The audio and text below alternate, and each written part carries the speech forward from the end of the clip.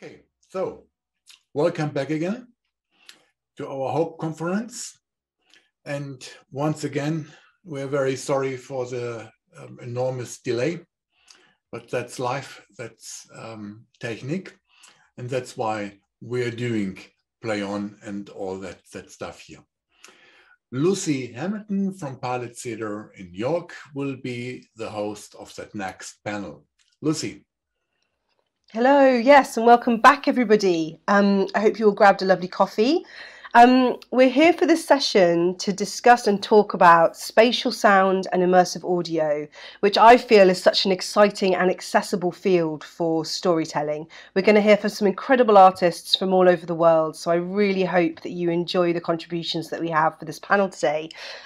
As always, when people are talking, please submit your questions to us. We'll have a chance to have a Q&A with the speakers after everyone has presented their projects and ideas. And as this is about audio and sound, I would really recommend and advise you to wear headphones for this session if you are able. So please do that now. I realise some people may need to rootle in some drawers to find those, but go ahead, it's worth it. It's my pleasure to introduce as our keynote speaker today for this session, Enrique Thomas. Enrique is a sound artist and researcher exploring new ways of expression and play with sound, art and technology. I mean, this sounds perfect to kick us off, doesn't it? Today's talk explores how the arts can help the development of immersive audio. So handing over to you, Enrique. Thanks so much for joining us. Hi, hello. I am Enrique Tomás. I'm here in Linz in the Art University, where I'm trying to inspire you a little bit on this idea how the arts could help spatial audio or immersive audio. So let me share my screen and let's go for it. So, well, my background is actually in the interplay between engineering and arts. So I always say that I studied engineering for making arts because I always had this idea of working with technology in sound, in music. So I needed to actually, complement the things I was doing in the conservatory when I studied music, in particular classical guitar and then music composition, with what I was doing in the telecommunications school, where I was building radios and digital systems. So the topic of my keynote is on this idea, how the arts can actually help what we are doing in engineering. So on the one hand, we have this idea of immersive audio, which would be something like natural. Immersed in a forest, and then you listen in a natural way what is happening in there. Let's see, for example, how the Genelec, the manufacturer of speakers, explains us what immersive audio is, and maybe we can talk about it. So can you please play the video number 1?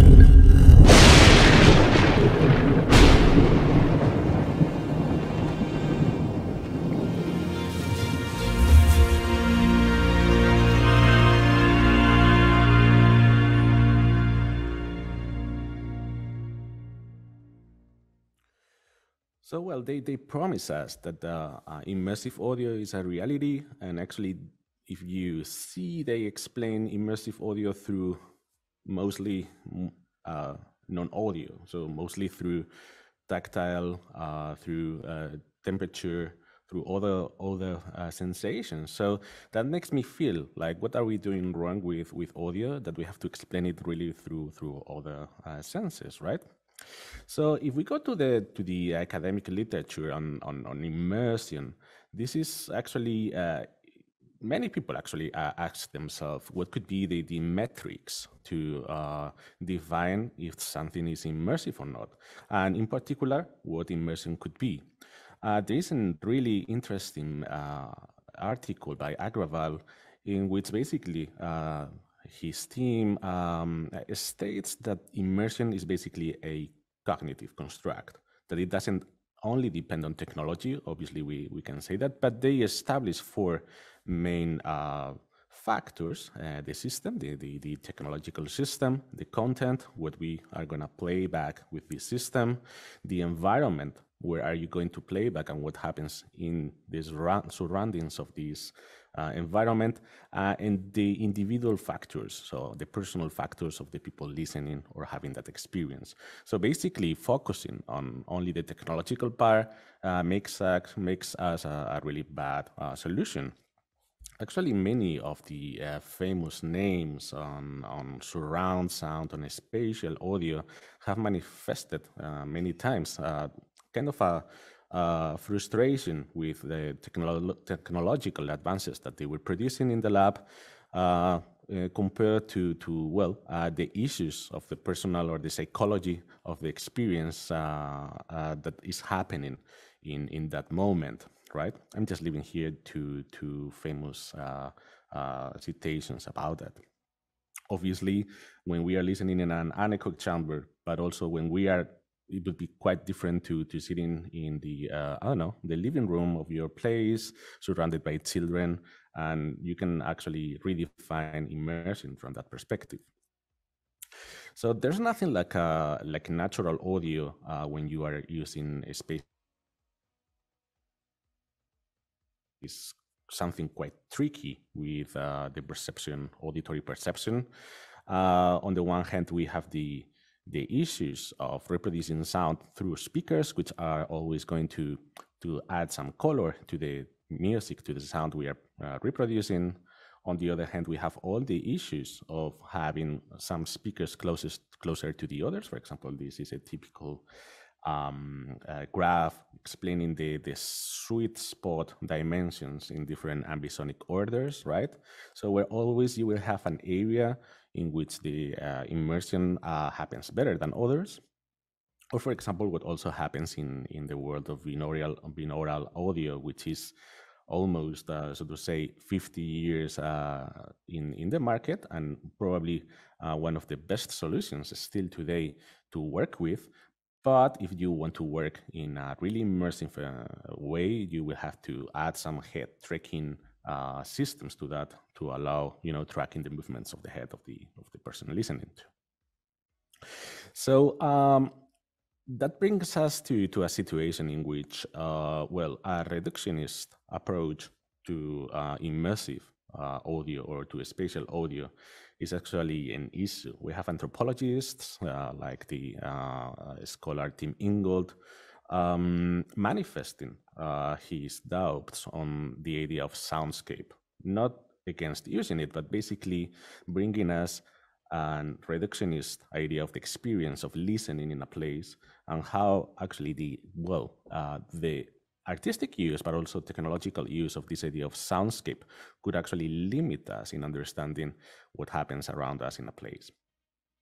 So culture, environment, anthropology, all are these factors which, together with what we are doing in the labs, in the scientific experiments, are actually finally going to define what we do. So interestingly, and this is how I link it now to the world of arts, these differences between natural or the real world audio or sound and the artificial audio that we are using in an immersive project is something that artists are using continuously, because it's embedded into the the way they are actually solving the issue. So basically, this gap between real world and artificial world is actually creating oral imaginations, associations, and is basically the medium where you can express and use representations for expressing yourself. So I'm bringing here a project I was involved for a long time. This was one of the first systems in which, the idea was actually quite simple. Smartphones began to be available to people, and then we said, okay, at the escoitar.org collective, we were working with maps, with sound maps for a long time, and then we said, okay, maybe we can actually do something which is editing a place with sound, and we coined that term augmented orality to define what could be that thing. That is basically with the composer, the sound artist could define places where sound could be located, and then later, when you are listening to that, you could reproduce them at the adequate place. So, this idea became quite crazy, and what was an artistic project only at the beginning of 4 or 5 people became a project that we opened to the general community of artists, and then we ended up having more than 1,700 projects and 700 authors. So finally, it became a kind of digital audio workstation of geolocated audio, in which you could not only put sound there, but actually edit it in a very dense way, right? With a lot of parameters to define how the audio behavior could be, etc., etc. So something interesting which happened is that, and now bringing it also to the world of theater, is that we had collaborations with a couple of theater companies. I'm bringing here the example of the amazing Wunderland company in Denmark, who approached us really simply, like, we work outside, we do not work in the theater, in a hall, and then we want to do a geolocated experience on theater and sound. How do we do it? So, maybe just let's watch at the results. So can you please play the video number 2? It is around 4 minutes, and I will maybe comment on top of it.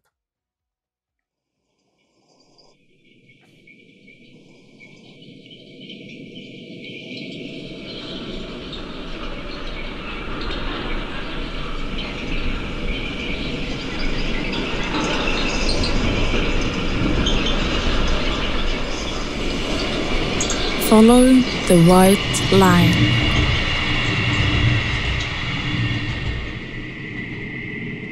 Left of the boardwalk, there is a small wooden boat. Climb into the boat and lie with your head below the mast.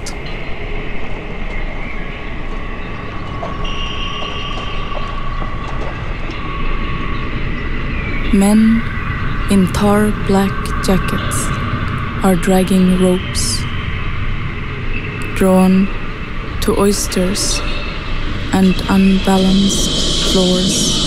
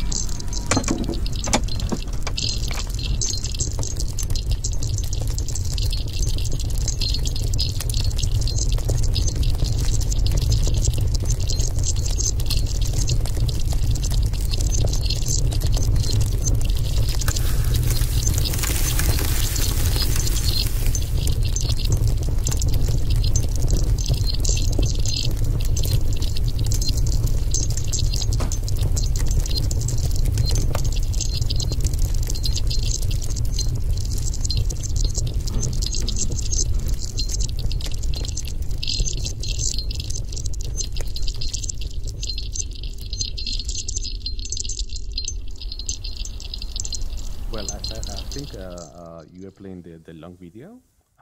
So we can maybe stop here because it's gonna be difficult to jump into the other versions. Yeah. So well, the idea is that this I was prepared a kind of different version of the video where you could see different scenes of these work, but basically the exploration that made Wunderland in this project was, okay, now that we have the possibility of geolocating audio and then explaining the scene not only from the audio from the theater, but also in a very material way.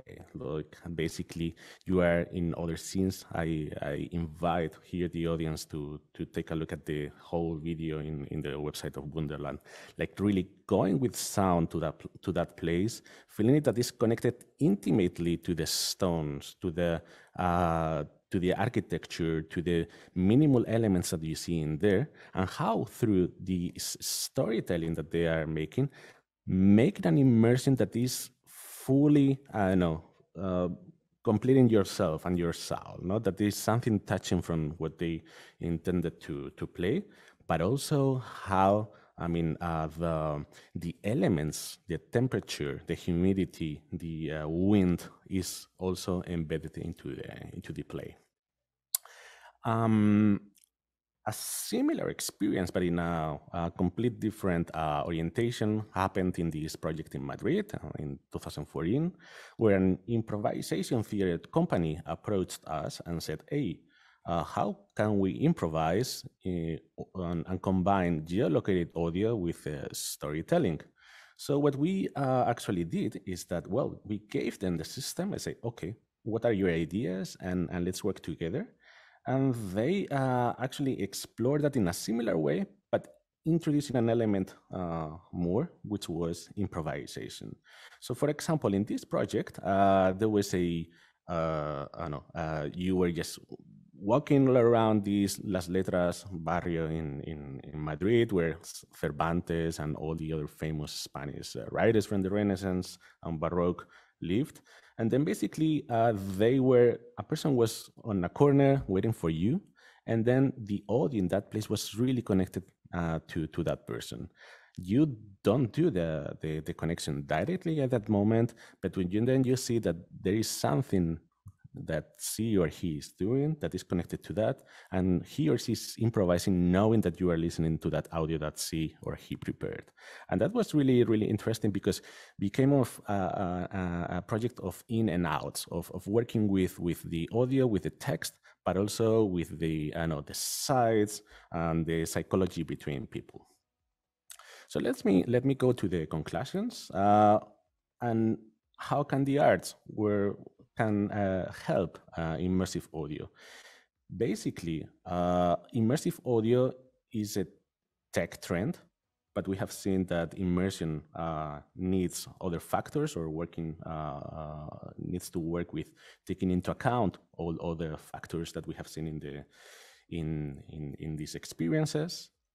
An audio-only viewpoint, like for example, this big studio that the researchers in Vienna built with 92 speakers, is necessary for building science and for creating science about a specific immersive or spatial investigation.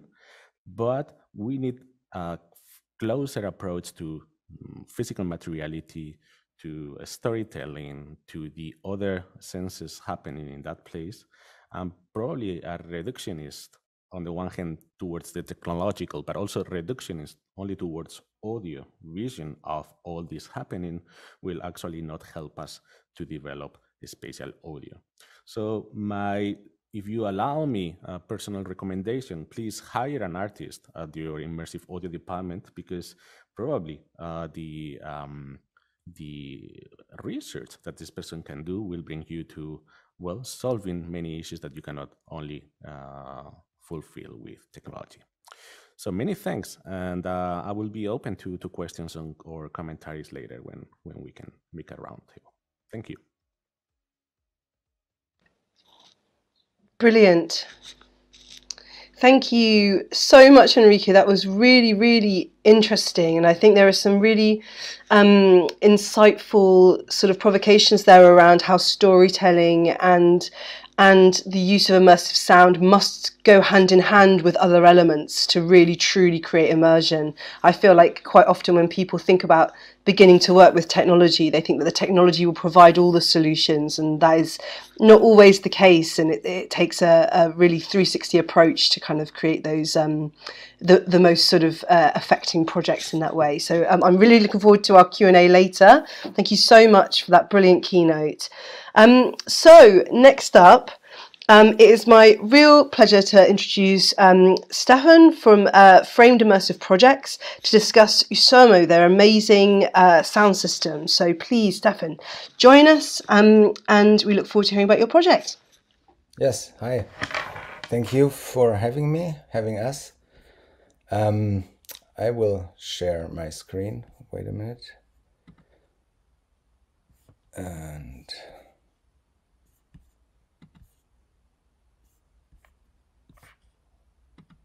there we go. Okay, I want to talk about our system Usomo, Unique Sonic Moments.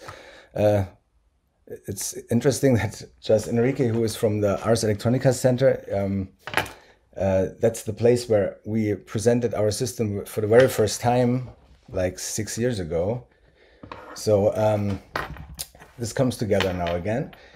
What do? The sound system we developed is to create immersive spaces. Immersive spaces, in my knowledge up to when we started doing this, was something like this. This is from a project I did before I went into audio. I did all these things visually. Like we made immersion by with visual media tools. This is everything is projected. The floor is interactive. There were mirrors. So the connection from the people to the space, or the change of the perception of the space, was done visually. Doing this in many projects, I had the idea, why don't we try to do this acoustically? And I couldn't find a system to do that. So I started thinking about, what do I need to have an immersive spatial audio system that really does things different than things were done up to that day. So I thought, I didn't find a system like that. So I thought, what would I need? I came up very fast with the understanding that we need headphones, or the system needs headphones, not because I like headphones, but because that's the only way that every person has an individual sound experience. With speakers, that's not possible. What else do we need? We need a tracking system. We want to connect people and the space, so we have to know where the people are in that space. So we couldn't find a tracking system, so we developed a tracking system for the entire system, for the Usomo system, that tracks each person down to 10 centimeters in position and 1 degree in rotation in the space. So we know exactly where the person is, and then we need a software. And the software, that's the core part that plays sound in real time, calculates sound in real time. So we don't have an audio player, but we have a real-time sound engine, let's put it that way. We move through space, and sounds are in that space, and do things, change their volume, change all kinds of settings by our movement. So that's how the system looks. It looks like an audio guide. It has a little tracking device on top of the headphone. And it has, on the right side, you see that's a transmitter that transmits signals. And with these signals, the trackers can calculate the position. Okay, so what do? We have people in a space without any sound sources. The sound sources, we place these sound sources in the virtual space that is in the app. So there's no technology or anything in the spaces we walk around. It's only everything is happening in the app in real time. So as you see on the right side, we can place a speaker in the virtual space. When you are in front of that, here we it's a round bowl where we put a sound, but the sound is it's not in the bowl, but it's in the app. When you stand in front of the bowl, you hear the sound coming from the front. When you turn, it's coming from the left or it comes from the right. We calculate the sound binaural. That means you can really hear front, back, up, down. Some of them don't really work, but it's really, you have a really spatial impression of the sounds. So we have different things that we can do. That's just, we can do multiple things now with all these possibilities. This is some examples. For example, here you have on the left side, you have a space, you have 4 sound sources, and you move around. When you get closer to a sound source, it gets louder, all the other ones get more quiet. And so you have a live mix. Each movement changes the perception of all the 4 sound sources, but it's going to also be 100 sound sources. On the right side, you see an example where you have one sound on your headphone, and by moving through space, you change values. Like from moving from left to right, the audio volume gets louder and more quiet, and moving up and down, the frequency changes. So this is another way to use the system. You can change the perception of the sounds. Here on the left side, we have the possibility to have 2 atmospheres in our space, and just by crossing a line, the atmosphere changes totally. You are from forest, you're suddenly in a city, and back and forth. You can go with your head like this, and you're forest, city, forest, city. And on the right side, it's a patented feature of ours. If you have a large scale projection, you can have the sounds that are in these projections come exactly from the positions in the projection. So they're not stereo or Dolby or something. They are really coming from that position and move with the object they come from. So you can have a person walking in a 20-meter projection from left to right, and you have to follow that person in the projection to be able to hear what he says. If you just stand there, he's getting more quiet, he's just walking away. So we're doing very interesting things with these possibilities. And I have some examples I want to show you to show you what different possibilities there are, and how they are used by different projects. What we do in all the projects, we do all this spatial integration and the spatial sound. And it's very important because the people that start to work with a system like this, they don't really understand that's what we found out, to understand what the possibilities are, what works, what doesn't work. So we are always involved in these projects and doing all this sound production, at least in the app. In some projects we do the entire sound, and in some the sounds are delivered and we do the 3D sound mix and all the spatial things. So this is for the CTM Club Transmediale in Berlin 2020. We covered the entire botanical garden, or this entire house of the botanical garden, 3,000 square meters, with our system. And 2 sound artists from South America, they went into the forest, in the jungle, and recorded sounds from the jungle and from ancient tribes living there. And what the idea was to give back the original names to these flowers, because the Europeans, or the Humboldt, he came to the country and he gave all the flowers, he gave other names, but they had names before that. And so they went in the forests and made the ancient tribes tell in their language the stories of these flowers and the names.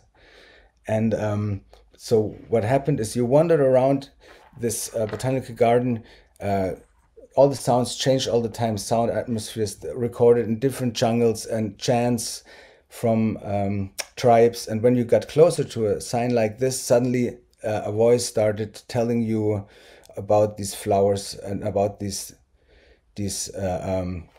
plants, and sometimes singing songs about them and so on. It was a very poetic experience, and it was a temporary exhibition. So this is the Festung Dresden, another totally different thing. Festung Dresden is a fortress which is underneath the earth. They found this in Dresden, and the entire space is pretty much empty, so there was nothing in there. So the idea was to work with projections to make this underground scene back alive. And so all the sound was done with our system, and all these, you walk through these spaces and the sound changed all the time according to the projection. Sometimes you saw people telling stories, then you could go there. Sometimes they danced, you hear music. Cannons were shot. You went outside and you were in the river, and stories were told to you, and you can freely walk through this. So it was a very complex a very complex play logic behind that, so that all these scenes work together, because it was like a walking movie. Like there's a lot of scenes and you walk through these scenes. And even here in this large chamber, there's a 720 degree projection, and you stand in the middle of it, and all the sounds came exactly from the positions where they occurred: the cannons shooting, people telling stories, shouting, drawing. That's a permanent exhibition in Dresden. Was done in 2019. You can go there. It's a very nice place to visit. And another thing was in Bern, Switzerland. It's a temporary exhibition called Sounds of Silence. We did this for Idee und Klang, a sound studio in Basel, or with them. This was very interesting. Sounds of Silence was an exhibition about silence. And so there were multiple interactive acoustic exhibits about the phenomenon of silence, and the space was shaped only graphically, and everything you see here was reflected acoustically. If you sat in one of these round colored chairs, there were stories were told. If you crossed from the wide area into the shaped area, suddenly the sound changed completely. The bowls had sounds. When you get closer, you hear something. When you walked through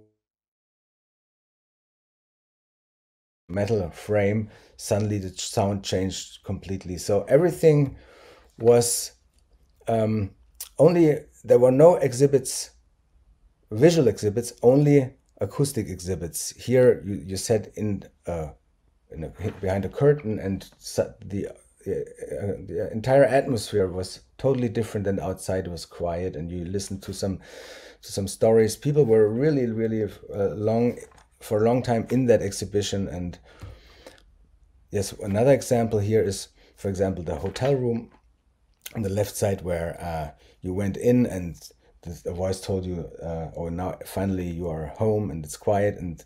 But it was not quiet. You hear people talking behind the wall. If you get closer to the wall, you hear traffic outside, you hear the refrigerator. And so when you walk through this hotel room, you don't find a corner where it's quiet. It's everywhere there's sound, even if it's only very humble.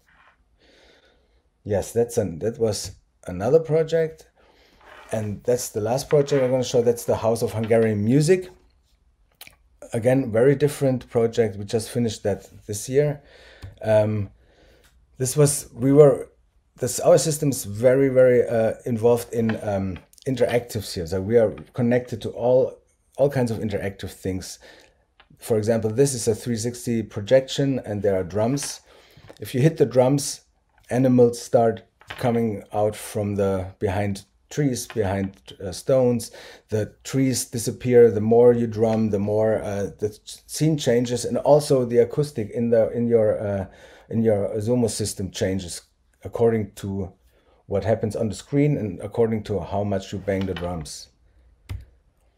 Or this is a Gutenberg press, and if you if you use the Gutenberg press, there's a how do you say, notes of a song or old song underneath the press, and if you use the press, the notes start flying into all these these pictures you see behind the press, and suddenly the song from the notes starts, and all these pictures starts moving and singing, and they sing the songs and they play their instruments. It's also very, very nice piece. And that's the last one, but I mean, in this exhibition there are hundreds of interactives, but this is another one. In this area, this is at the electronic area, there were radios, and the radios, you could turn the knobs, and from left to right there was London and New York and Paris. And as a normal radio, when you were in New York, you heard this is, or in England and London, this is BBC, blah, blah, blah. And in between is like this. And all the people, I think 2 meters around a radio, heard this song when you heard this, whatever you did there with the radio. Yes, that was also a very interesting thing. And so what I want to show you there is also connecting the people and other medias and the sound is also very important. And one more thing is, as you saw in the Bern project, you always need a reference to the sound. Like it's not really working if you have an empty white room, but if you have a reference to the sounds where they are, it's a line, a dot, or something, then people really start to get immersed into these spaces, and and it's a totally new experience for the audience. And I hope some of you will have the chance to visit one of the exhibitions we do. And if you have any questions, you're more than welcome to ask me later. I'm going to be in I don't remember how it's called, but I'm going to be there. Okay. Thank you very much. Brilliant. Thank you so much. I'm really excited by all the different contexts that the technology is used in around different exhibitions, different stories. I think there'll be a really great chance to discuss in the panel after this, and also in the Wonder bar that we will all be in later. So thank you ever so much for that. I am now going to move on to our next speakers, Fred and Gert, who will be talking about their current work, and also giving us a little sneak peek introduction into one of the workshops that they'll be running tomorrow. Just so you all know, we'll be doing workshops. There'll be a series of workshops available over this conference starting tomorrow, so please keep an eye out for those. They are hands-on and very exciting. So I'm just going to pass over to you, Fred, to introduce your work and your intentions for the workshop tomorrow. Thank you so much. Hello, it's a great pleasure to be with you and to expand this network of people interested in art practices, outdoors, in geolocation, in sounds.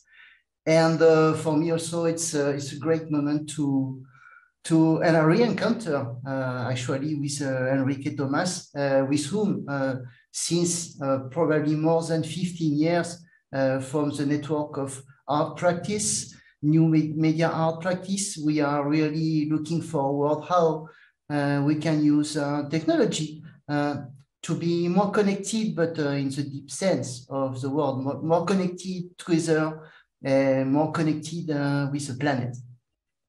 So today, I want to introduce you quickly to a tool we created, a resource we created called CGMA. It's a locative media editor.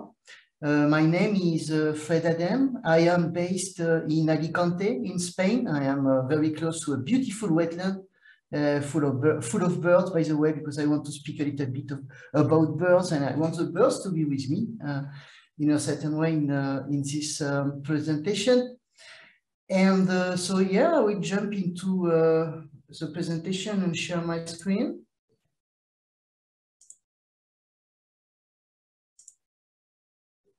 You can see my screen, okay?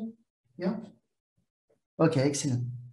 Yeah, so like 15 years ago or so, we were starting to explore from the art practice and electronic art how we can get advantage of mobile technology and especially geolocation to develop a deeper awareness of place.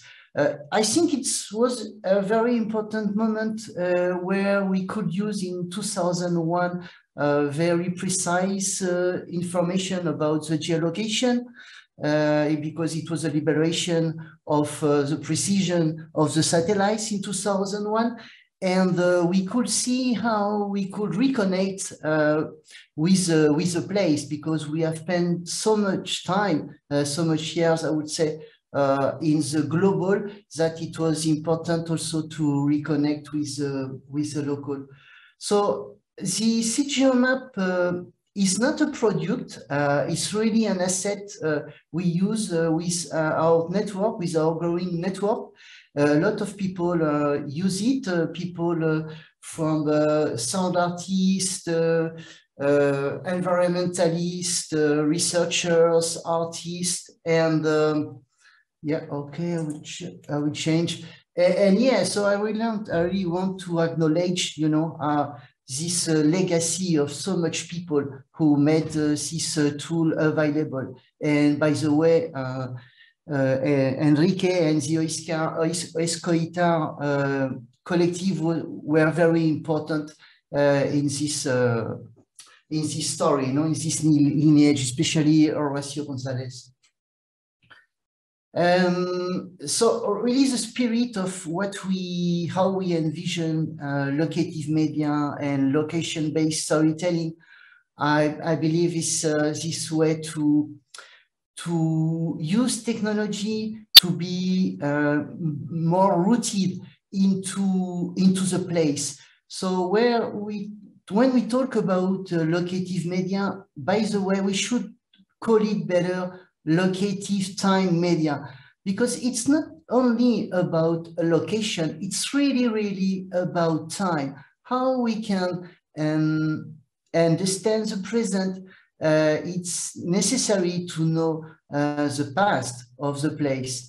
And also it's also locative time media is also a way to dream the future we want together. So locative time media as a language and as a practice has a very important potential, I think, to absolutely avoid the disconnection when people use in a wrong way technology, because technology is what we do with it. It's very important, and we have to explore ways to face the challenge we have with global warming and the loss of biodiversity and so on.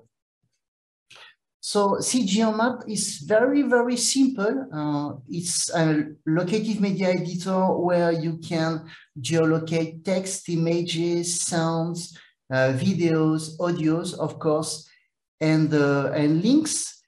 And we really try to create a tool where people create the content. We do not really create the content of the project. We help people to understand the language, and we help people to create some locative entries. And most of the projects we do are not products at the end. They really are process. They are process for people to be together and to think about location. And one of the very important part of this technology, which is a web technology, we don't have you can create content in relation to places and really work this idea of working the media outdoors. And this media can change depending on your location. But also we believe that it's very important to think about the people who cannot be there because they are not, they are living very far from your location, or because they just cannot be there. So it's also this idea that you can get access to this audiovisual interactive locative media from the map. And then we enter into the world of what we call web documentary in a certain way.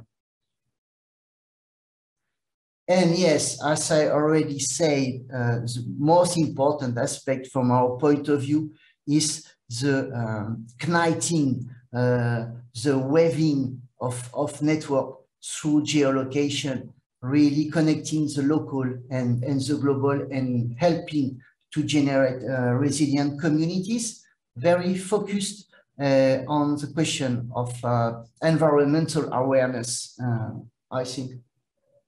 So also to make a connection with the sound, I would like to just go back a little bit to this slide about the experience by working. Personally, I believe that what we can do is try to invite people to develop their sensing or their senses of deep listening. And not put so much content into the screen, but really use the mobile as a key to open a door, to arrive at a place. And for example, in this project, help them to practice deep listening to recognize birds, for example. And for the little workshop we will do with Geert Vermeyer tomorrow, he will introduce the workshop tomorrow. What we want to do with you is a symbolic action on the map. So we created a CGO map called Play On. You can visit the map right now if you want. And what we will do is that we will invite you and to draw the word peace in your own language. And so we will explore a little bit different ways to write words and to discover secret messages or create secret messages in the city. And that's what we will do tomorrow together. And we will use this creation, we will upload this creation on CGO Map as a repository of this experience. That's brilliant. Thank you so much, Fred. That's really exciting for tomorrow. So please take note. This will be available as a workshop for you to join tomorrow as part of the Hope Conference. So thank you so much, and please do stay with us for the panel later. Great. So we are now moving on to Lucas Reim. I hope I'm saying your last name correct. Please correct me later if I'm not. Lucas is working with spatial sound, so we're moving on again with more brilliant artworks around the use of spatial sound. And Lucas has been part of many inventive projects, including Castor and Pollux, and he will also be hosting a workshop tomorrow. So I'm going to hand over to you to talk about your work, and perhaps say a little bit about the workshop you'll be hosting tomorrow too. Thanks so much. Yeah, thank you very much for the introduction and also the invitation. Hi, I'm Lucas. I'm a media artist. I'm working in installation art, music, audiovisual shows, moving image art, theater, and opera. And within this framework here, I want to show you a work that combines, merges these art forms, which is Castor and Pollux.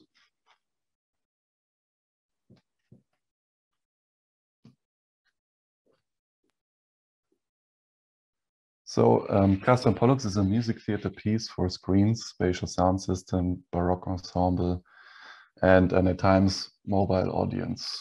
This music theater piece is based on dichotomies. First of all, there's the ancient myth of the two unequal twins, the mortal Castor and the immortal Pollux, and the challenge this different proposes. Then there's the contemporary utopia of the mortal physical body and its digital reproduction or redemption, coined mostly by agents of the Silicon Valley.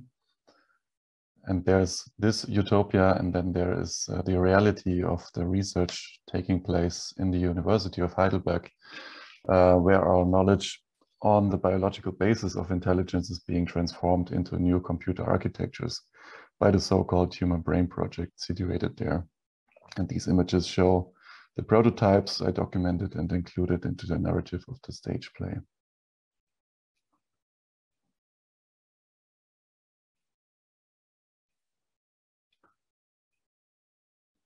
And in a brief moment, you will see images of the stage setup.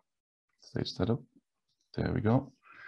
In the old auditorium of the University of Heidelberg, where the piece took shape during the festival Heidelberger Frühling. The stage brought together a libretto by Lisa Charlotte Friedrich, who also directed the stage, on-screen performances by philosophers such as Janina Loh, Dirk Becker, and Fahim Amir, conducted by our dramaturg Nico Kallenberg and me.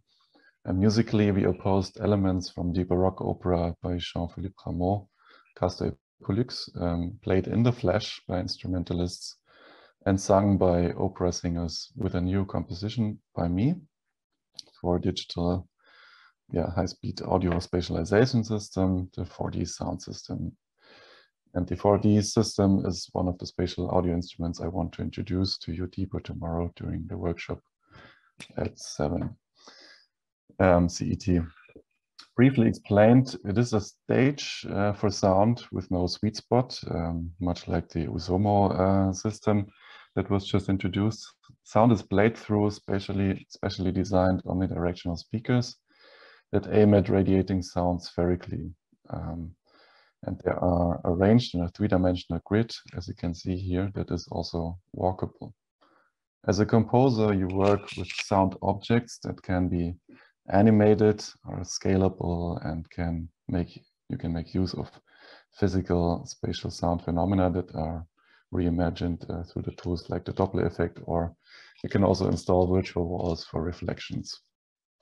And in the following example, the instrumental overture by the ensemble is picked up by the sound system first onotisibly and then transformed and processed digitally through the space.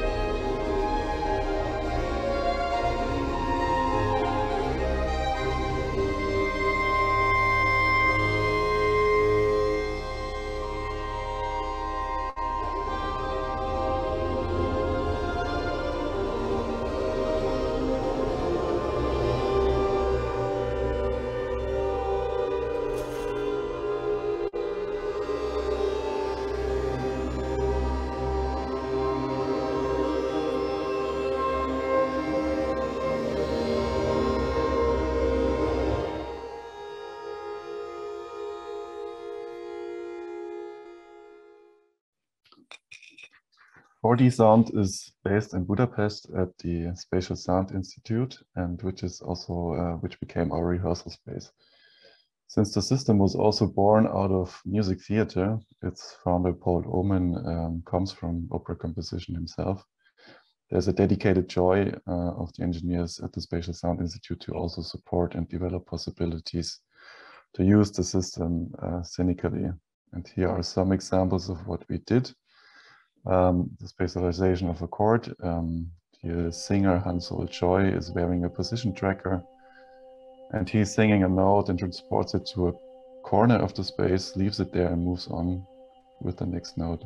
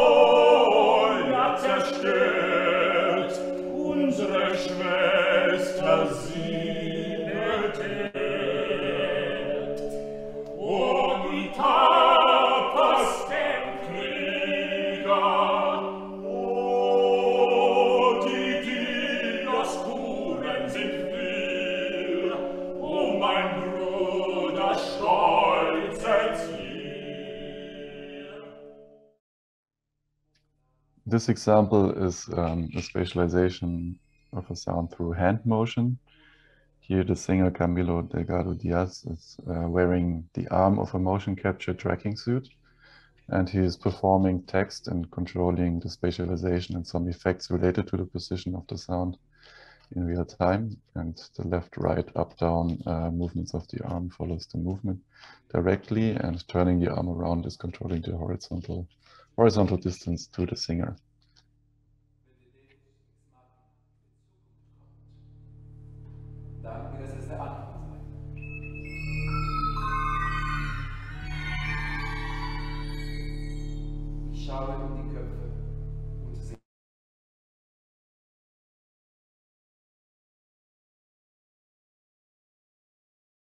Weil sie Ureinwohner der Welt sind, in der wir immer nur Einwanderer sein werden.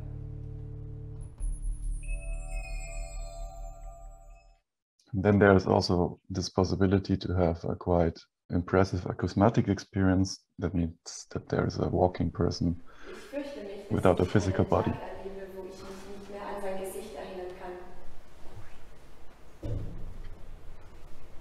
Ich vermisse, wie zur Tür reinkommt. Alles eben. Ja, ich wollte nur sicher gehen, Mollux. Die Welt ist weg, seit weg ist.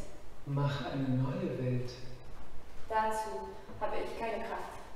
Deine neue Welt ist schon da. Und ist auch schon da. It's a bit hard to translate it into a video like this, the experience, but you can imagine that the person was walking invisibly around the audience. And so this was the insight into this project and working with 4D sound. And during my fellowship at the Academy for Theatre and Digitality in Dortmund, I was able to transform the material into an installation format, both physically, you just saw some images again from Budapest, as well as the digital version you see right now in Mozilla Hubs. For this, I also used intermediate processes and formats that make it possible to work in different environments and also from my laptop. And this is what we will also focus on tomorrow at 7. During the workshop, we will look into more instruments, tools, and principles, as well as intermediate formats to work with spatial sound, basically from home or your artist apartment with your headphones, and how they can be used with speaker systems you might have in your institutions or stages, but also within the virtual realm. Just stop the video. And so for this will be a rudimentary introduction. So only for those that are more familiar with the field, I'll also say some technical terms so you can see if it makes sense for you to join that as well, or if you want to, if you can learn something new there.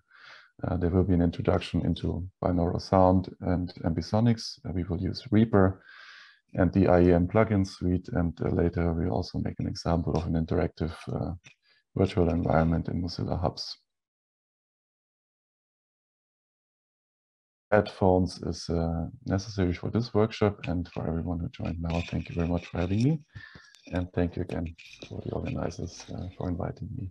That's brilliant. Thank you so much. And the workshop sounds fascinating, because one of my questions was going to be about the transferability of this technique and how people could apply the techniques to existing systems. So that sounds like it will really cover that. And maybe we'll have some more questions about that in the panel.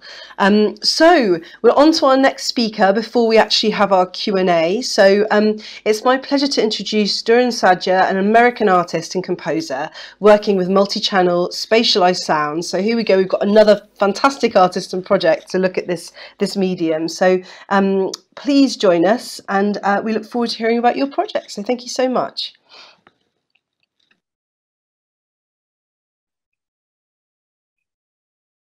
Oh, I'm sorry. I think you're muted. There we go. There we go. Hi. Sorry about that. Yeah, thank you so much for having me. My name is Duran Sadja, and I am an audiovisual artist originally from Los Angeles, though I'm currently based here in Berlin, where I think a lot of the people around this symposium are based. Yeah, but as I said, I'm an audiovisual artist. My work deals with perception and the experience of sound, light, and space.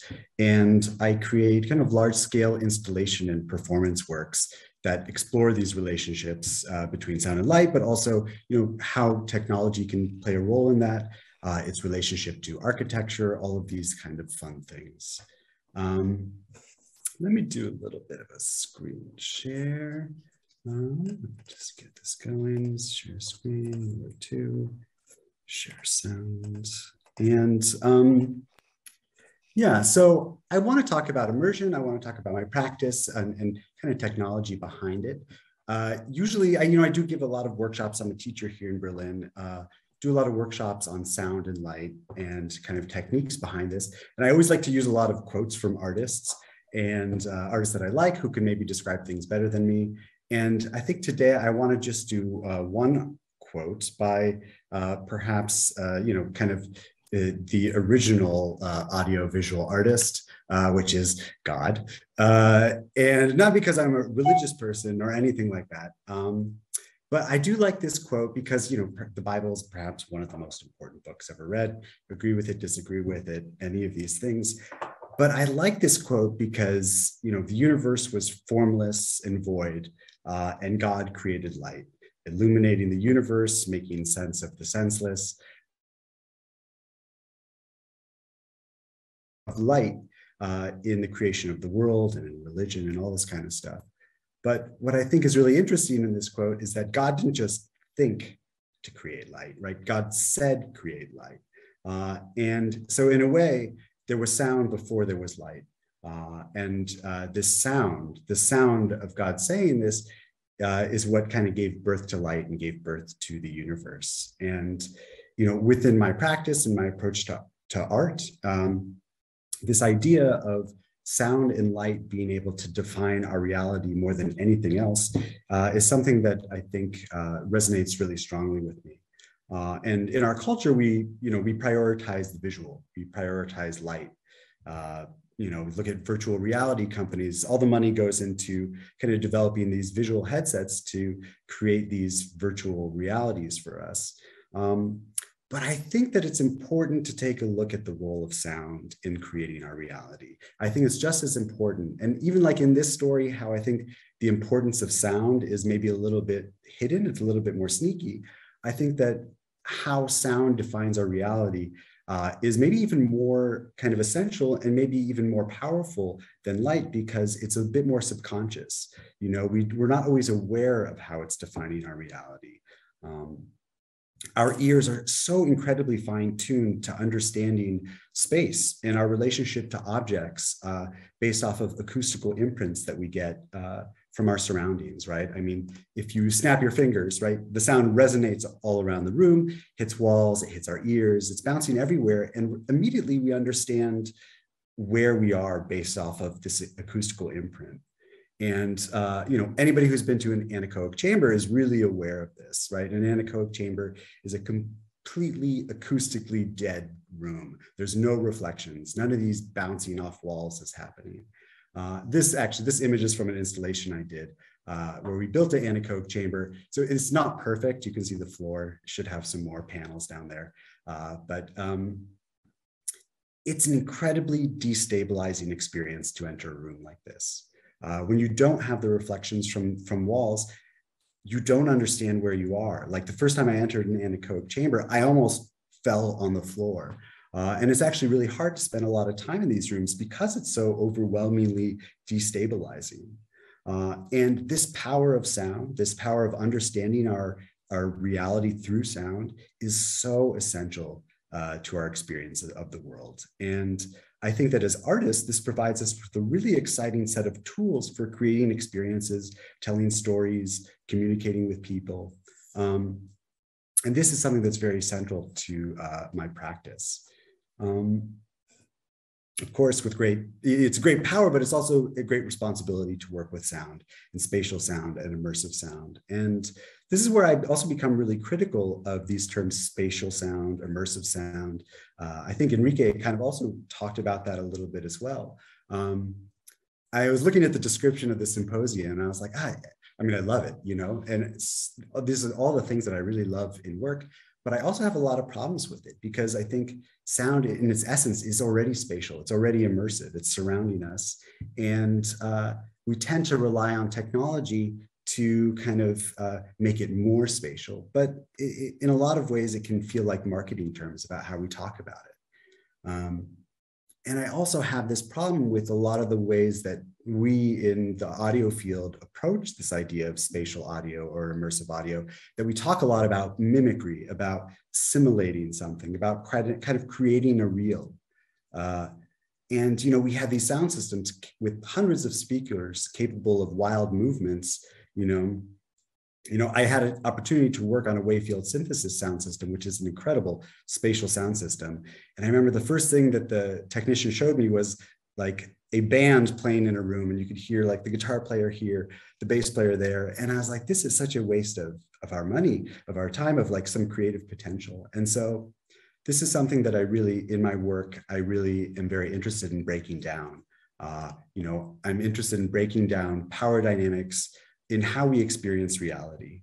I'm talking to you right now, but what would happen if all of a sudden one of your ears started spinning in circles?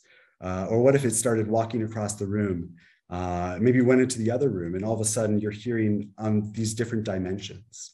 What could it sound like in a tiny hole in the center of the Earth's core?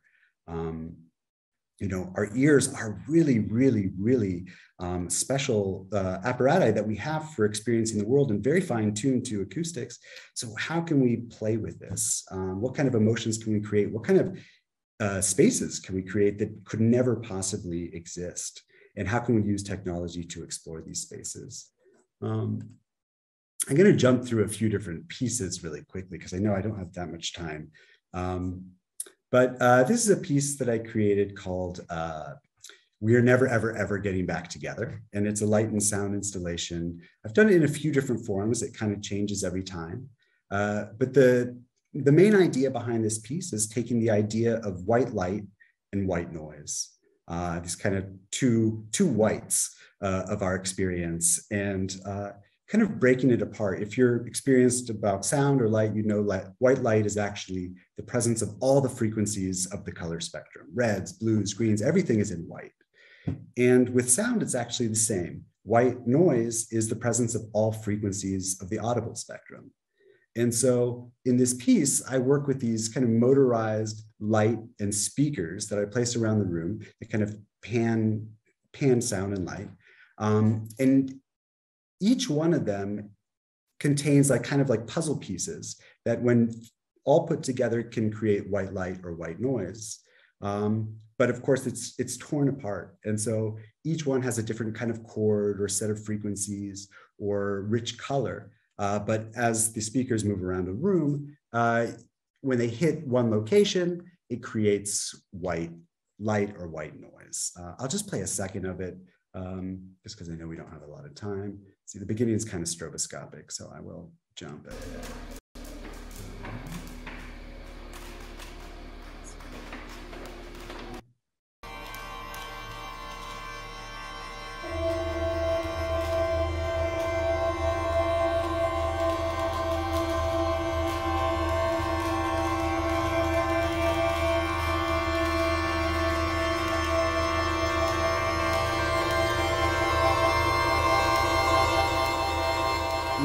In this version of the piece, it's installed in a stairwell, but sometimes it's more of like a gallery space. And it's not interactive in that like people can actually change the music, but as people move around the room, it changes shadows, and shadows reveal colors.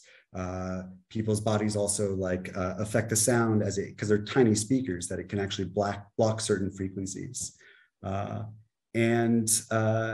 this is in a stairwell, so it's kind of designed in a different way because people are also kind of walking through. It's a transitory space. In a way, it was kind of like a question of, can you kind of push these puzzle pieces of sound and light back together and create white? Of course, it's a little bit more of a question rather than an answer, because acoustics change things, all this stuff, architecture. Jump to another piece. So the next thing I'll show is, this is a piece called Color Field Immersion, which is a piece for blindfolded light projections and spatial audio. So this is based off of this thing called the Ganzfeld experiments, which are something that the CIA used to experiment with in the 70s as a way of inducing telepathy. They thought that they could spy on Russia by inducing hallucinations in people. And so the audience is blindfolded, and I project on the audience's faces, colors, textures, and have a spatial sound environment. So anywhere from 4 to 16 speakers in a room. And what happens is it's a perceptual deprivation. So when your eyes are kind of starved of depth perception, it starts to create its own imagery. So people can start hallucinating and stuff. That's the visual side of it. On the audio side, I mean, it's a whole composition, but it's based off of this kind of auditory version of this Ganzfeld effect, where if you listen to really dense sound, like white noise, your brain kind of gets overloaded and starts creating its own harmonies or voices or things like that. So there's also just a very, very dense soundtrack to this with a full audio spectrum. I do have a little bit of a sound of a video clip I can show of this. Let's see here.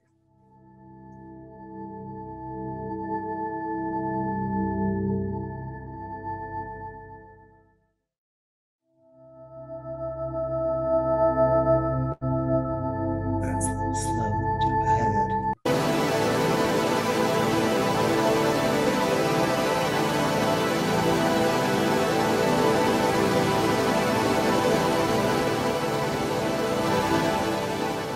And this is a piece, I mean, the visuals, the experience of being inside it is very different because it creates this very internalized experience of space, location, and of depth.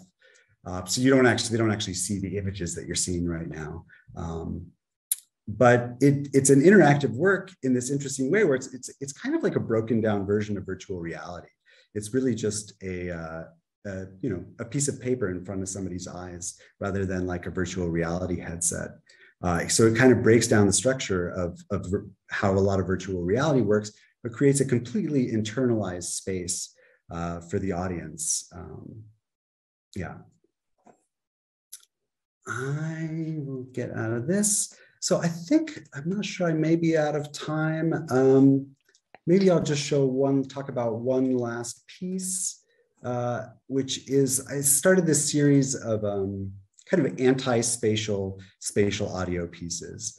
And there's not really much I can play with this, but with a lot of spatial audio pieces, people are really interested in kind of like spinning sound around a room, moving things from location to location through panning. And so I kind of wanted to take a multi-channel sound setup, so 8 speakers, and do no panning at all. And instead just rely on the like psychoacoustic properties of sound. So how did the fluctuation in pressure in the room, how does that change how sound travels in space? And so I used 8 speakers, but essentially in a monophonic setup to create different interference patterns, frequencies that would happen inside people's head depending on what direction they were facing or how they moved their ears.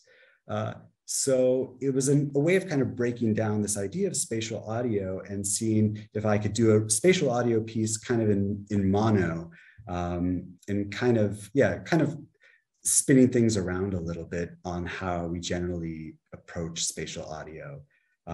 And in order to experience the piece, the audience has to move around. They have to turn their head because sound changes based off the physical qualities of the room and the person's body. So I think that's about as much time as I have. For sharing those incredible projects with us. It's so interesting to see those kind of beautiful light visuals play with the audio as well. It's really lovely to see that in motion rather than just still images too, which is great. Thank you. We'll hear from you at the panel, but we're actually going to have a little change of subject for our next video that's going to play. The artists are going to join. Pleasure to introduce the company Rhizomatics from Japan to you. We really are a global conference today, so it's fantastic to have so many speakers from all over the world. Rhizomatics are a Japanese theatre group who are working with tracking and robotics, and this is a little sneak peek, I suppose, of some of the subjects that we will be talking about in one of our later panels. So if we could play the video, that'd be brilliant, and then we'll be able to speak to the artists and all the artists we've heard from this afternoon after the video's finished. So thank you so much. 真鍋大斗です。今日はよろしくお願いします。で、主に11プレイとライゾマティクスのコラボレーションのプロジェクトについて今日は話していきたいと思います。で、11プレイはステージディレクション、パフォーマンス、コレオグラフィーで、ライゾマティクスはテックとビジュアルとサウンドという感じで、一緒にステージのパフォーマンス、作ってきました。で、2010年ぐらいからやってますね。はい。でも僕はもともと数学を、大学でやって、同じく音楽をやったっていうようなバックグラウンドがあって、今は、ライゾマティクスの中ではディレクションをやりつつ、音楽を作るケースがシアターの場合は多いですかね。あとはディレクションですかね。で、11プレイと、Perfume のプロジェクトを割と同時並行でやっています。で、11プレイではより実験的で、研究開発ベースのプロジェクトやっていて、11プレイで開発したものをPerfume のプロジェクトで展開するっていうような形が多いです。はい。で、どういうふうに我々がプロジェクトをやっているかっていうと、基本的には最初にステージパフォーマンスで使える技術ネタっていうのを開発します。で、ある程度開発できた時にみきこさんに来てもらってアイディアを出してもらうと。で、これが一番多いパターンですね。で、今見てもらってるものはステージ上でダンサーではなくてこういう動く台車っていう無線でコントロールできる、動く台車を作って新しいパフォーマンスを作れないかということでスタジオを借りて実験をしている様子ですね。はい。なんで研究開発の段階では本当にどういうふうに使うかっていうのも決まってないことが多いんですけど、でもこういうものを作ったらパフォーマンスにみっこさんがしてくれるんじゃないかっていう期待を込めて開発することが多いですね。でこれ他の事例なんですけれども、小さなドローンを開発した時の、実験の映像です。この時もまだパフォーマンスで、すでにドローンのプロジェクトやってたんですけど、このサイズのドローンっていうのはまだあんまりパフォーマンスで使ってなくて、じゃあこのドローンで一体どういうことができるのかことを実際に動く環境を用意してみっこさんに来てもらっててちょっとアイディアを出してもらうっていう感じですね。なんで実験の時はこうやってねドローンが墜落するとか、そういうことは全然しょっちゅうあるんですけれども、やっぱり実際に動くデバイスを作って、実験することを我々は大事にしているので、こうやってスタジオに入って研究開発した、デバイスやソフトウェアっていうものを実際にダンサーやあとはその演出家と一緒に、可能性を探してくるようして、この時はそうですね、手に持ったドローンと、同じ動きをするもう一台のドローンっていうものを用意して、これで何ができるかっていうことを実験している感じですね。でやっぱりこの時間が一番楽しい時間でもあるんですけど、本当にどういう風になるかっていうのはまだわからない状態でやってることが多いと、これもそうですね、トラッキングの、技術を使ってやっているものですね。で今僕はモーションキャプチャーのシステムでトラッキングするための、合体を、これ、棒の先に再帰性反射材のマーカーがついてるんですけれども、それでこういう台車をコントロールするっていうようなことをやっています。これ僕が棒を動かすとそれに合わせて左右の6台の車が動いてますけれども、そういうシステムを作って、じゃあここから何ができるかっていうのをパスして考えてもらうっていうことをやっています。これ今実験の様子をちょっと軽く紹介しました。でここからは実際に、いくつか作ってきた作品を紹介したいと思います。でまず2012年に作成したノサッチシングのエクリプスブルーというミュージックビデオからちょっと紹介します。これは YouTube にも、上がっているものなので、ちょっと解説をしながらちょっと音楽の音量を下げてちょっと話をしますけれども、これはどういう仕組みでやっているかっていうと、この黒いスクリーンの後ろに、大きな赤外線投光器を4台ほど投影してます。なんで、この状態を赤外線カメラで見ると綺麗にダンサーのシルエットが、抜けるような仕組みになっています。でその赤外線カメラで取得したシルエットを使ってちょうどダンサーのシルエットに合うように、映像が投影されるようにソフトウェアを開発して、でダンサーの、動きとまたシルエットと見合わせて映像を投影するものですね。でこの時はポイントグレーのもうまだ2012年でそんなにたくさん選択肢がない頃なんですけれども、ポイントグレーハイスピードカメラ200フレームパーセカンドですかねのカメラを使ってトラッキングをして動かして、なんでこれはリアルタイムでトラッキングをしているので、本当にカメラを定点で置いてもう一発撮りで撮影しただけのビデオです。なんでこれ一切編集もしてないですし、ライブパフォーマンスで同じ、もちろんこれはミュージックビデオなので技術のこともありますけれども、コンセプトのもちろん話もあって、でこの曲はサーチシングのエクリプスブルーっていう楽曲で日食月食についての曲だったので、このプロジェクターとダウンスクリーンのこの位置関係がその月食の関係、地球の関係に近い、見立てることができるなと思って、今回はこの時はそういうシステムを使って作りました。なので歌詞がある場合は結構その歌詞からインスピレーションを受けて作品を作るっていうケースで、これは先ほどのは200フレームハイスピードカメラ使いましたけれども、これはキネクトを使って作ってダンスの作品になります。これ今キューブちょっと早送りしますけれども、キューブとダンサーとで違う映像を出せるような仕組みを、考えます。でこれ普通のカメラで、今だったらこのキューブを普通のカメラで認識するってこと、機械学習技術を使えばできなくはないんです。この時はキューブに再帰性反射材を貼って、でキネクトで見ると再帰性反射材はまず簡単にキネクトは赤外線のレーザーは特殊なパターンを打って 3D の計測をするっていうデバイスなんですけれども、その奥行きを計算するだけじゃなくて、もう赤外線のカメラでこのキューブに貼ってある再帰性反射材の赤外線の明るさっていうのを計測をしてキューブの位置を解析します。なんでそのキューブと、ダンサーとで違う映像を、出せるっていうところが一つポイントで、そうですね。でその仕組みを作ってでそれをミキコさんに渡して、じゃあどういうパフォーマンスができるかっていうのを考えてもらって、これは作られました。なんで言ったら僕らは本当にシステムまでを作って、そこからもうミーコさんと11プレイが作品を作っていると言って過言ではないんですけども、これはそういう。で、僕らドローンを使ったりだとか、あとシームレスミックスドリアリティと、自分たちで呼んでいるパフォーマンス、そういうものをやっています。で、これはどういうことかっていうと、VR の世界とリアルの世界とっていうのを、シームレスに行ったり来たりするっていう技術ですね。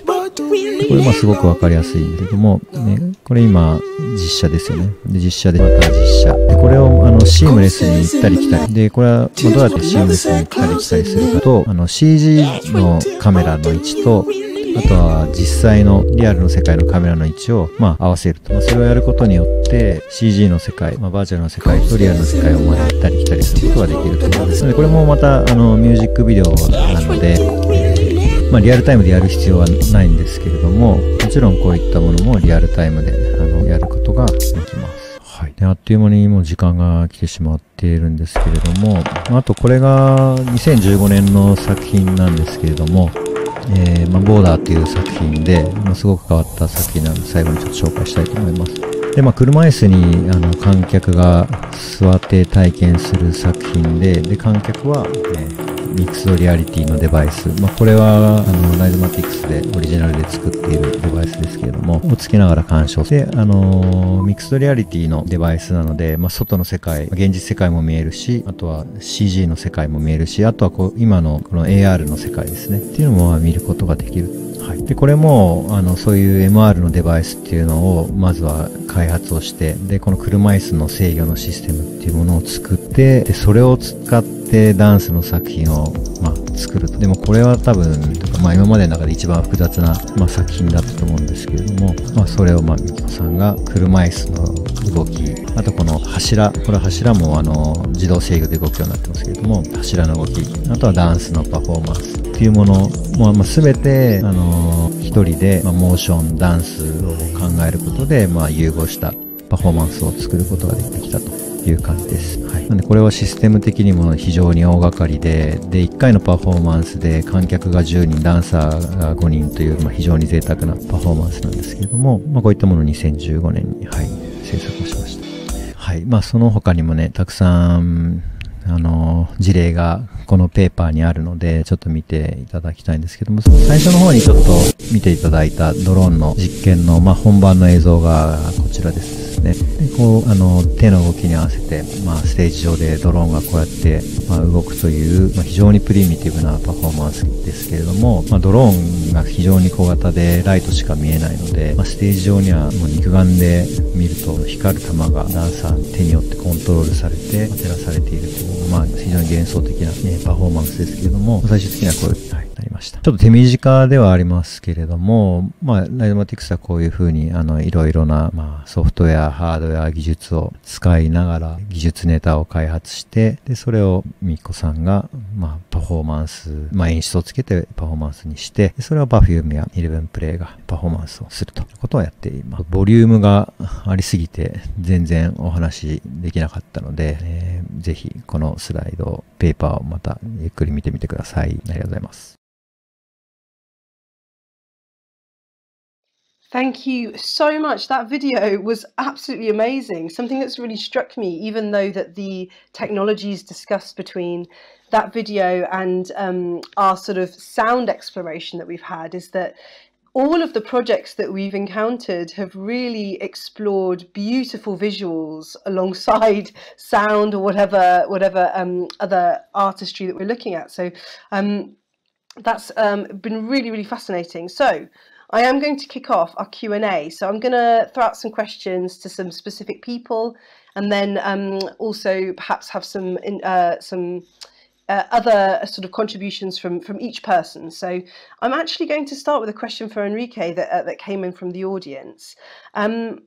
First of all, it was just a simple question, which was, when was the Phoenix project that you spoke about? And then secondly, it was a question about, when improvising in Madrid, was an artist synchronized with the sound that the viewer was listening to on the headphones? And the meaning behind that was, were they wearing headphones as well? So I wondered if you could just answer those two for us. Yeah, so on the one hand, the Wonderland, the project with the theater company Wonderland, I think it began in 2014. Actually, they repeated this experience not only in Denmark, but also in Iceland and Italy. So it was kind of touring and also being adapted to different places. And I totally recommend really to our audience taking a look at this documentation, because it's really interesting how storytelling merges with the plays. And on the second hand, this project in Madrid on this improvisation, well, basically the system does not synchronize sound with the actual with, or to say it differently, every person actually defines his or her pace in the sound work. So basically, when you go to that place, then you begin to listen to the contents which are in there. This is basically because we didn't want to work in the feeling of having a kind of social event in which, well, audio was going to be synchronized between all the members of the audience. We wanted just to have every person a personal story of the place, and that was not actually the necessary, but we could have done it. That wouldn't be so difficult for us, but just synchronizing it with a server and a multiplayer system. Brilliant. Yes, I love it. It's so simple. I'm thinking, oh my gosh, you guys are also, the expertise is amazing here in the room today. That's okay, brilliant. Thank you so much. And I now have a question actually for Lucas about Castor and Pollux. One is about sort of budgets for these projects. You don't need to say how much necessarily was spent, but kind of in terms of the sound and audio for that project, would it be sort of expected to be far more? Because I guess it's such a huge element of that performance. And then also a secondary question, which also really interests me, is are the audience aware and understand the role of technology through the course of the performance, or is it signified to them as a separate entity from the outset of the storytelling? Yeah, I mean, the funding thing is of course a huge question, and I think so this came out before the pandemic in 2019, and so it's a bit older as well. It was realized within a festival called Heidelberger Frühling, and yeah, so this is also a project they have never produced themselves, so they usually invite other projects and other artists. And through that, I think there was quite an openness to find ways to realize it. Of course, the sound system we used in Heidelberg, in this old university, the university was also collaborating, was actually brought from Berlin, because it's in mono, maybe some people know it, at the Funkhaus. And so this was the mobile version of the 4D sound system, which they at some point sold to this venue and collaborate with them, but this is was still available for us to use in Heidelberg for that week. But so of course you have limited budgets of time that you have to also compete with in projects like this. So now I'm doing a lot of work within the framework of music theater and opera, institutional work, where yeah, the costs, I don't know if a project like this, also with the amount of with the time we spent in making documentary imagery and staging things, is that easily made possible or realizable within the framework of institutions that have their own pace. And the second question, I think it was going through all different spheres of the piece. That, I mean, you heard some texts, they were in German because Lisa wrote them in German, that address the dichotomies and also this relationship with technology transforming our experience of life, and also experimenting with the idea of what a digital self or this clone and the relationship towards it actually means, because we are still there will still be a remainder, which is our physical biological intelligence or the body. So that's actually not a direct transformation. So there's this thing, and for us it was also important to have the singers on stage and the instruments that play to really have this physical dimension, the viscerality of this quality, but also combine it with not only illusions, but the way I use the system is also as an instrument. It's not just an illusion machine. It's like a possibility to I don't know, do things that were not possible in the Baroque era with sound and with sound design and with composition. And I think the quality also of Baroque music is, of course, that it's also immersive and effective, and plays a lot with emotional or effective dimensions. And this was also, of course, for us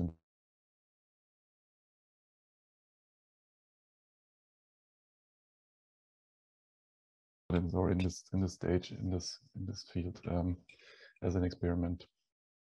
That's great. Yeah, thank you. I think you could really see that, actually, that intention in the design of the project from the videos that you showed us. That actually sort of leads me on to a kind of a question that will probably be relevant to Doran, to Fred as well, perhaps, and maybe all of you in a way, but around maybe Doran and then Fred. I'm interested in, first of all, with your projects, Doran, how you choose the architectural space in which to house these audio projects. I think that the images of we are never, ever getting back together with a staircase, other spaces. How do you go through that process, and how important is that kind of external space to the experience of the audience member, first of all? And then, Fred, I'm going to ask you a question about the importance of location for your work too. So bear with me.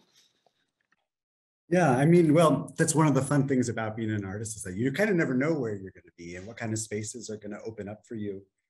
So, you know, more often than not, it's somebody comes to you with a space and asks you about a work. And usually the first thing that I do is kind of do an analysis of the space that I'm working with, you know, try to figure out any historical things, social things about the space. How is it used? How was it used? Research, you know, yeah, all about the space, and kind of just see what the space tells me. Every piece that I do, I try to make it as site specific as possible. And it's always a dialogue with whatever it is that we're kind of given as, you know, as an opportunity to present a work. And yeah, I try to analyze, well, how much light is in the space? What are the acoustics like? You know, kind of map all these things out, and then start to sketch what the piece will be. You know, like that piece, We Are Never, Ever Getting Back Together. I did it in maybe like 4 or 5 spaces so far, all very different spaces and all very different versions of the piece. So the music was different, the amount of machines, the lights, everything would be different depending on, yeah, kind of the opportunity of the environment. That's really interesting, because it means that the architecture adds a completely different dynamic to that performance every time, which I think with sound is also really interesting to go hand in hand, actually, because as we know, as many of you discussed, the sort of acoustics of an architectural space are one thing, and then the kind of the storytelling of the audio that you're creating is another, or it goes hand in hand. It's interesting how the dynamics work there. So thank you for that. Fred, I have a quick question just about the geolocation and sort of the nature of your work, and how the sort of multi-use applications of what you're doing, and the specific locations that you've been working with, or people have worked with your tool, how you've seen any experienced any differences in how people use it, or sort of any kind of interesting anecdotes around the fact that it is so tied to a place and that location. Yes, I would like to reflect on Doran's story when he said that he loses the equilibrium when he enters in a place with no resonance. And I think that geolocation is about resonance. It's about resonance with your environment, with the spirit, the species around you, with the story, with the age of the mountain, with all this dynamic, with the wind. So it's very important to be careful, I think, not to be trapped by the anthropocentric view of the world, and give space to other life forms. So when you are in resonance outdoors with geolocation, you can just start to recognize birds, recognize insects, recognize trees. And this is something that you can bring to the others, as we would say, the intelligence of nature. How do you reflect intelligence of nature? in your approach, in your art. Yeah, so that's what happens really in the project. In geolocation project, most of the projects are not about looking at the screen, a place and to open a place like a key. It's the mobile phone is like a key to open a place and to convert this place with a story. It's, you know, it's, you know, so yeah, so really how we can understand and feel geolocation. That's really great. Thank you, Fred, because I think that actually leads me on to want to talk to Stefan then really about the use of the usomo system in so many different places as well, and sort of how we did actually have a specific question for you, Stefan, about the accuracy of the technology and sort of does it account for the movement of the head, for instance, I think was the specific question. But I wonder if maybe you could answer that, but also add to this conversation around how you found the experience of working in all these really amazing different spaces like the botanical gardens, but also museum settings, concert halls, and how that adaptation has sort of influenced the work that's been created. Okay, I don't really understood what you meant about the question that there was, but I can tell you about the positioning. Like we are, as I said, we are 10 centimeters and 1 degree. That means we don't activate sounds. They are there. They are in virtual space and they're on definite positions. And best thing is that there is a visual cue, a ball, a point, a radio or something. And when you move, the perception of the sound changes. Volume is a very easy one, but it can be the reverb, the whatever, you know, and everything. And there can be 10 of these effects on that sound that change in real time when you move your head. And then there are 100 sounds, so everything changes all the time. I hope I answered that question. The second thing is like with the different spaces. Yeah, it's really interesting.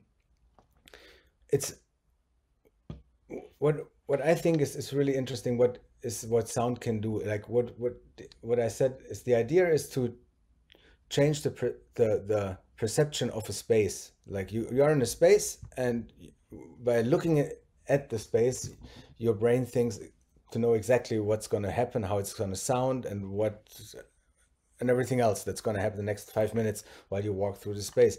And the idea is like with visual immersion, like you project on this space, so you change the perception of the space visually, and we try to change the perception of the space acoustically. So and so by using different spaces, you have a different base. Like when you are in the botanical garden, you think you know how a botanical garden sounds. When you are in a museum space, you know, you think you know how that sounds, and so on, you know, or in a fortress. And it doesn't always mean that you totally change it, but you can totally change it, or you add something to it, or you take something away. But the very interesting part is that you wear headphones, and people think they know what headphones mean. That means you're separated from everything else. You put on headphones and something is playing, and no matter what you're doing, it's always playing and playing. And that's not it at all. But we put in, there's another level that we put in, and that's the sound that suddenly reacts on everything. Like every dot can be a sound, and it's, you cannot hear it from 10 meters away, but you hear it from, if we want 50 centimeters away, suddenly it's there, you know. And so people walk around exploring the spaces acoustically, which they haven't done before, because if you look at a room 25 square meters, you make like this and you say, okay, I know what's happening, and I leave. Acoustically, they stay in there for 15 minutes trying to find everything that could happen. So that's very interesting. And the concepts always depend on definitely the space, but then also what the actual plan is of the exhibition, of the theme, of the what's going to change, how are we going to change it, what's the point? Is it an art project? Is it, as I said, a museum or so? And so that can be anything. So it's and that's mostly done with the visual people, like the scenographers or the artists. With them together, we design the space visually and acoustically. Great. Yeah, I think that's really interesting about the the comment you made, almost like an adventure in sound for those people in that space that they would never have done before. The assessment, the assumption of your presence in somewhere, and then actually there being this whole other layer to discover, and that in itself is storytelling, really. And I think that's amazing. Even before you've said anything in terms of a narrative to somebody, they're exploring on their own and discovering, which is really, really great. Now, I really would love to speak to Rhizomatics about your really visually spectacular presentation, but compliment you on that. But we actually have a question here from Dirk, actually, which is, who are your co-producing partners? He guesses arts organisations, but is it only theatre, or do you work with other organisations? The question is to me? No, it's to Daitu and Naoki. To me, okay. Okay, so I'm going to talk in Japanese, and Naoki, my colleague, will I'm going to translate. Yep. そうですね。もちろんアートオーガニゼーションもありますが、結構僕らのプロジェクト、例えばさっきドローンの、紹介をしましたけれども、ドローンをシステムを開発して飛ばすまでにだいたい2年近くかかっていて、お金の面だけで言うと、やっぱり自分たちでお金を研究資金を作ってプロジェクトやらなきゃいけないっていう、背景があります。So, of course, we collaborate with art organization. But one thing that I like to mention is in the case for the tram, for example, from the system development to actually we fly the drone on the stage, it took 2 years. So as to the money wise, actually we have to kind of like fund ourselves for research and development of those experiments. なんで、その実際に研究開発して、そのシステムを作って、何か作品を作るっていうところまでは結構自分たちで全部プロジェクトをやって、で、そこで YouTube に1曲だけデモを作ってアップして、で、そこからいろんなオファーが来て、もう少し長い作品を作るとか、なんか結構そういう、研究開発でも、で、そこから、実際の、もう少し、例えば1時間の作品とかっていうのを作る形になっています。So, actually it start from the R&D and then make the system and then we create works. So until that point, it's gonna be our project, and then we post something like a demo on the YouTube, and then from there we sometimes get the offer to make longer works. So the usual process is like R&D and then create demo, and then it's gonna elaborate it into the something like 1 hour.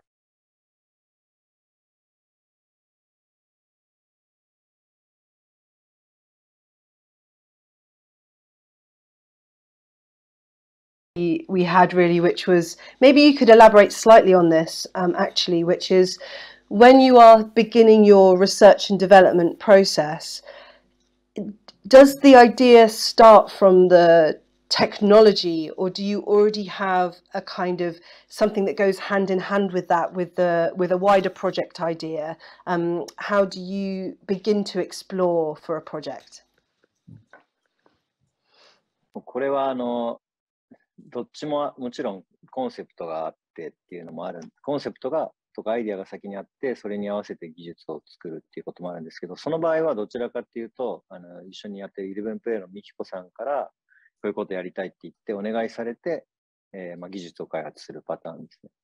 で、逆にライドマティクスからの場合は、もう本当に技術ドリブン、テクノロジードリブンで、もう技術を作って、こんな技術があるんだけど、ちょっと作品を作れないかし、ステージパフォーマンスにできないかっていうふうに、ミキコさんに相談するっていうパターンで、両方ありますけど、僕らからの場合は、ほとんどテクノロジーが最初です。So actually, there are both cases, but when there is the concept or idea first, usually the Mikiko-san from 11 Play is going to come to us to consult on what could be do technology-wise.